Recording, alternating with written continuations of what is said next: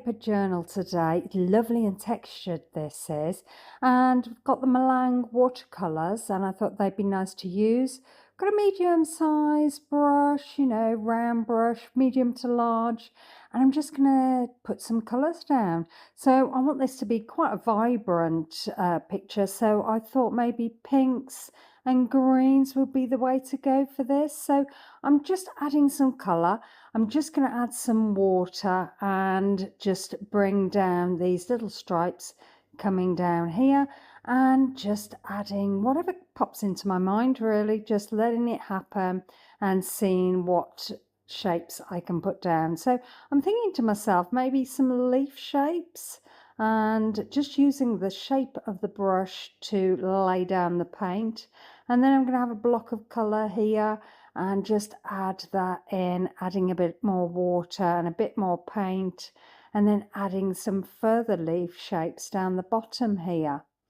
Not quite sure where we're going to go with this, but it's a matter of layering. I know what I'll be doing is putting the first layer of paint down and having a look, seeing what we've got, and then adding another layer of paint, letting it dry, and then adding that second layer.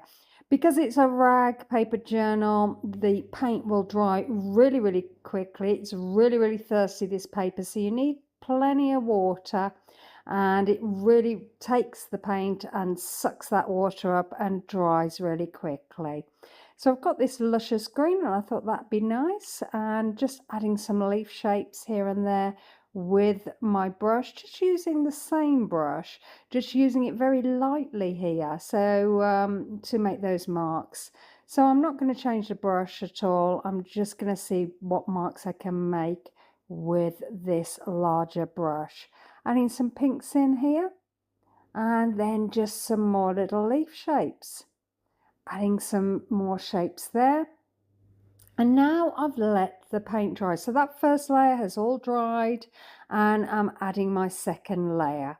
So I'm just putting some leaves down. I've got loads of colour on, not much water, lots of the colour, and I want it to be quite vibrant. Now I've had the green, and then I've gone back into the palette and picked up the pink without washing the brush, so that the colours stay really nice and lush. If you'd like to get a rag paper journal, there is a link below.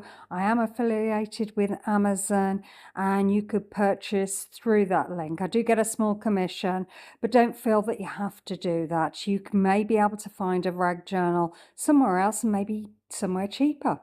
So I'm just continuing with the mark making, just adding some greens over the top there.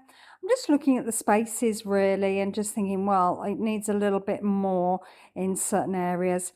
And then I'm just laying some colour on top of the colour we've already got, just to give it a little bit of depth, a little bit more interest.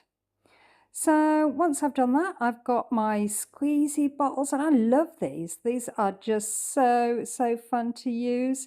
And I've got some gold Lumiere paint in there, and I thought it'd be fun to just outline what we've already got. So I just wanted to glitz it up, give it a bit more glamour, add a little bit more detail, and this is ideal, and it's really fun to use. I love these little bottles. I need to get some more because I want some more colours to put in the bottles. I mean, I could spend all day just drawing with these. They're just really great to use. Again, there is a link below if you would be interested in purchasing that, but you might be able to find them somewhere else. So it's just for your ease, really. So I'm just outlining the leaves, and I'm going to put some detail in those leaf shapes as well, and just putting some lines there and adding, this nice little detail. So just continuing doing that. And then I'm going to move on, and we are going to be using some pens later on. Once this is all dried, we are going to embellish a little bit more. I just wanted to make the gold pop a little bit. I mean, it looks lovely as it is, and you may decide, well, that's how I like it. But I thought I wanted to embellish more on top of this gold, but obviously you have to wait for it to dry. So I had to do it in stages. So adding some little dots just here and there, just on those little shapes there, and just outlining again some of those leaves. And then I've got a white Posca pen, and I thought it'd be fun just on the darker areas to add some little dots and just sort of make them drift across the page underneath all of those leaf shapes there. And then I've grabbed a black fine liner and I'm outlining some of my shapes. I just want to make it bold. I just want it to pop off the page, and black always is a good complement to your gold paint. It really does accentuate that colour. So just outlining all the lines I can see, outlining the leaves here and all the detail in those leaves, and just making those pop a little bit more.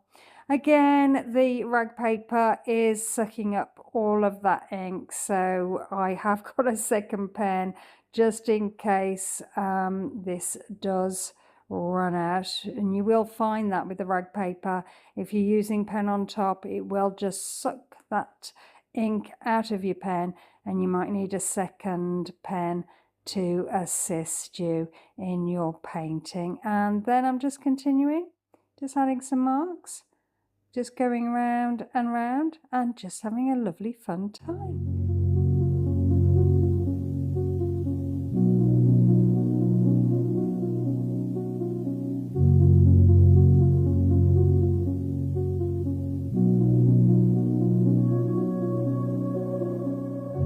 So when I've finished with the black fine liner, I then wanted to outline some of these little marks that I've made with the paint, and I've grabbed my gold Uniball broad pen and decided to just outline some of those marks. The same with the Posca pen. I wanted to make them a little bit more bold, and I'm just outlining them here. You can see the lovely paper here, you can see the lovely texture, can't you? Really is a lush textured paper. So just continuing and outlining all of those, and then you can see the final outcome. So that was really fun to do. Love using the squeezy bottles, loved all the outlining, and I'm really pleased with the outcome. So thanks a lot for watching, and hope to see you again soon. Bye.